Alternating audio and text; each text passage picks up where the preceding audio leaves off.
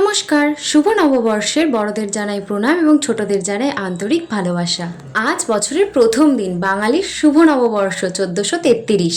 এতদিন অনেক ছুটি কাটানো হয়েছে, চলো এবার কাজে ফেরা যাক। আমি প্রথমবার মোল্ডেড ক্লে দিয়ে জুয়েলারি বানিয়ে দেখাতে চলেছি তোমাদের, এবং সেটা আমি ইউটিউব দেখে ইন্সপায়ার হয়ে করেছি, কারণ আমি তো কখনো শিখিনি কারো কাছে। চলো সেটাই শুরু করা যাক। অবশ্য শুরু করেও দিয়েছি। বাংলা নববর্ষ বা পয়লা বৈশাখ বাঙালির প্রধান ও অসাম্প্রদায়িক উৎসব, যা বাংলা পঞ্জিকার প্রথম মাস বৈশাখের 1 তারিখে উদযাপিত হয়। জীর্ণ পুরাতনকে পেছনে ফেলে নতুন বছরকে বরণ করে নেওয়াই এই দিনে পান্তা, ইলিশ, মঙ্গল শোভাযাত্রা, বৈশাখী মেলা এবং হালখাতার মাধ্যমে বাঙালি সংস্কৃতি ও ঐক্য ফুটে ওঠে।